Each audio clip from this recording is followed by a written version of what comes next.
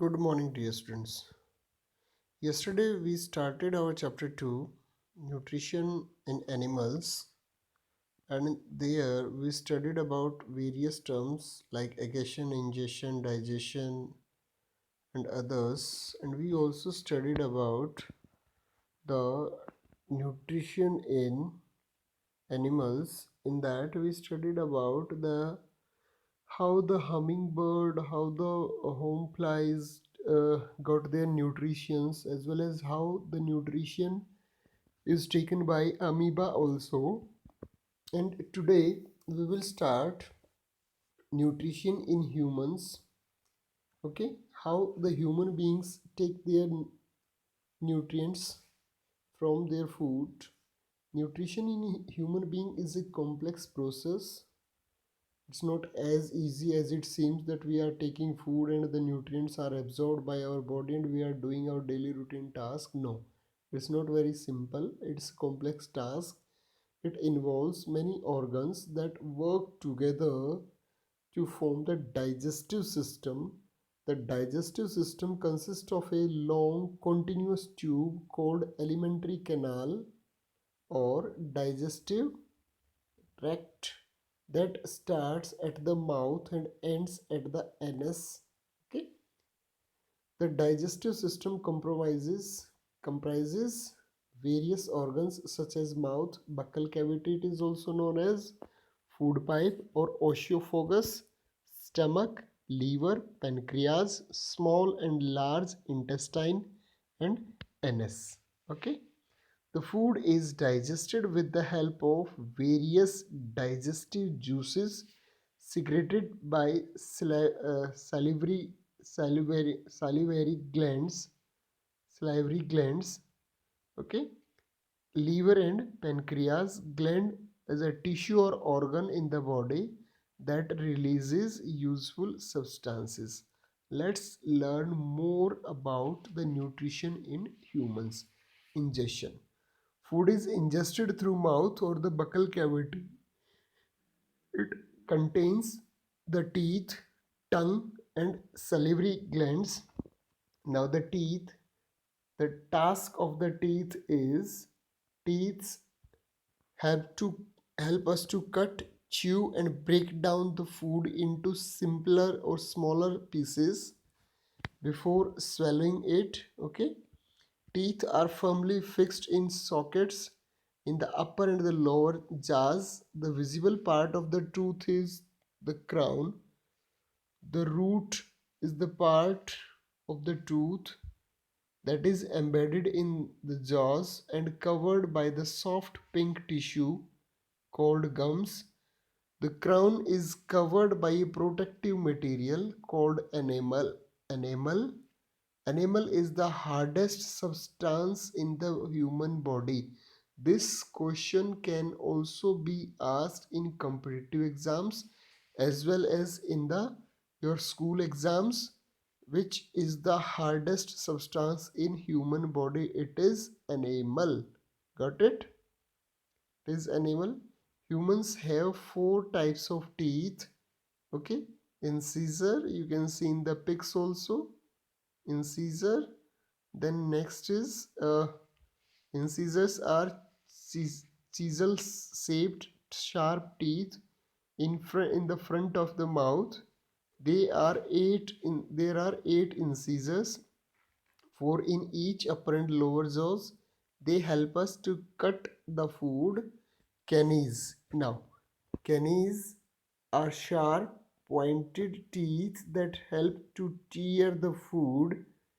There are four canines, two in the upper and two in the lower jaws.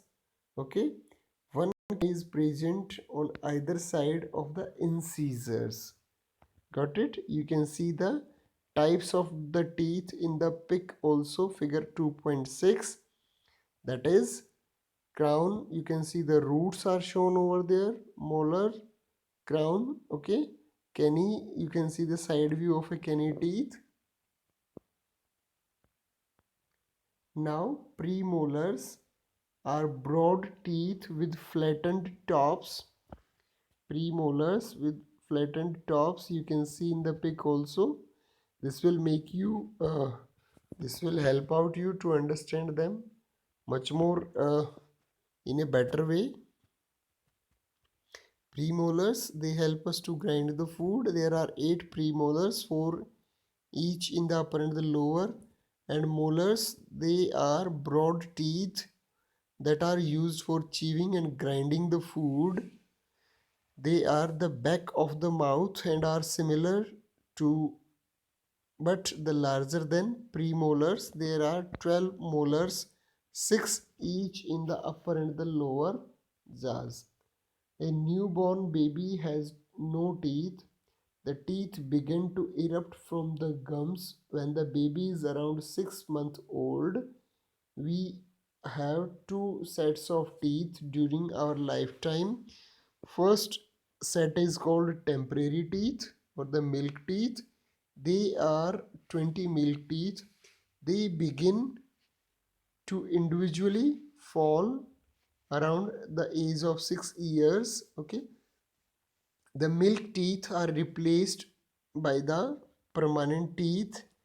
There are 32 permanent teeth in adults, 16 in each jaws. The permanent teeth are only set of teeth that we have for the rest of our lives. Many bacteria, okay, let's see it first. In the diagram also, you can easily term out the incisors, okay, incisors on the upper and the lower jaws. Then canines you can see, and you can see the molars as well as premolars. Got it? There will be total number of 32 teeth. Okay, throat you can see, tongue you can see over there. Okay, so let's discuss something more. Many bacteria are present in our mouth, most of which are harmless. However, if we do not clean our teeth after eating, many harmful bacteria also begin to grow and live in the mouth. These bacteria and the food particles mix together and form a sticky layer called dental plaque, okay, on the surface of the teeth. If this dental plaque is not removed by brushing, the bacteria present in it release acids by breaking the sugar present in the food particles present in the dental plaque.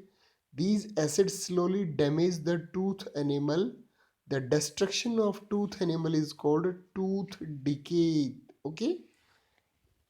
If it is not treated in time, it may lead to the formation of tiny holes called tooth cavity in the teeth.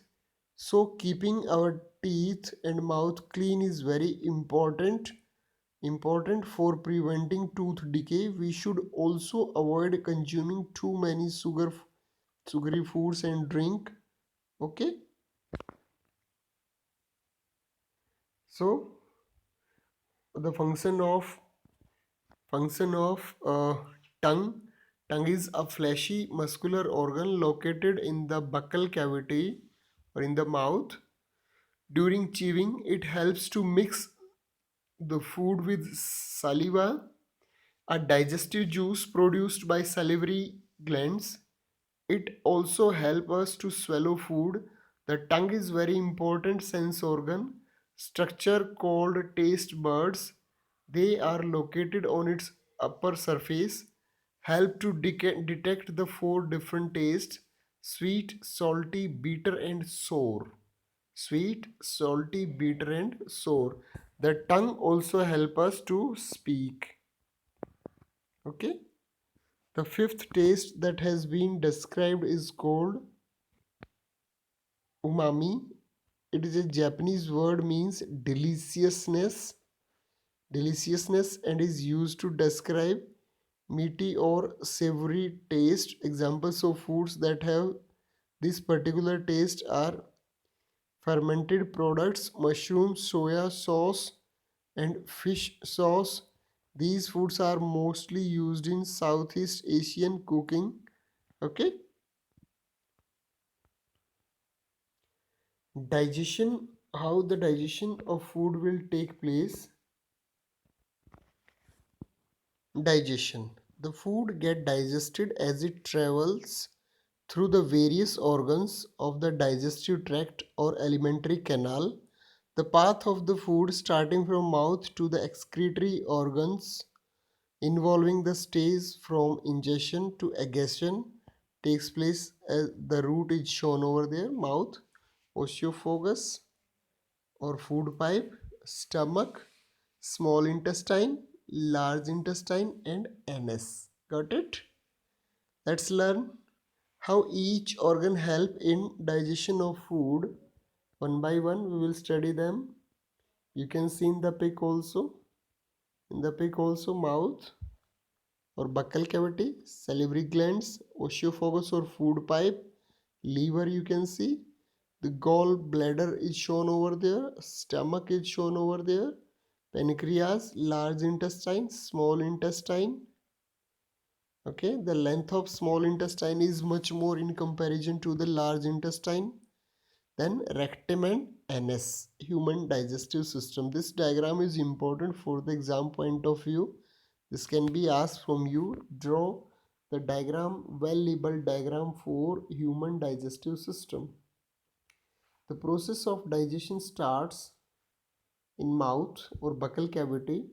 Here the food that is ingested is chewed by the teeth. The chewing of the food is called mastication. It breaks down the food into smaller pieces for easier digestion. Okay. Saliva is a digestive juice secreted or released by the salivary glands present at the back of the throat and under the tongue. The digestive juice present in the saliva convert complex carbohydrates such as starch present in food into simple sugar molecules. Okay. Thus, the process of digestion begins in the mouth. We get a sweet taste when we chew rice or bread for some time because of the action of saliva on starch. Saliva makes the food slimy so that it can be easily swallowed.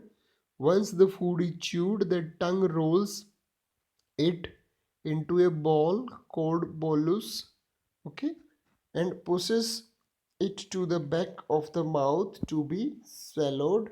Okay,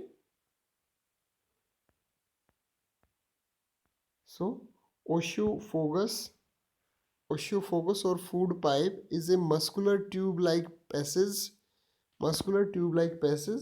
from the mouth to the stomach.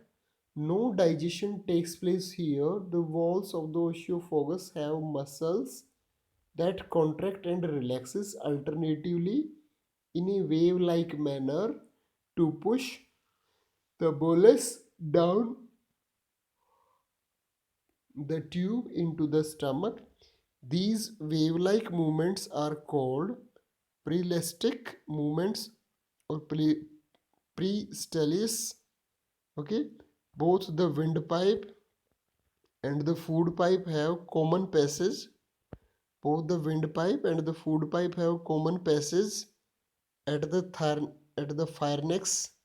A flap-like structure called epiglottis prevents the food from entering the windpipe.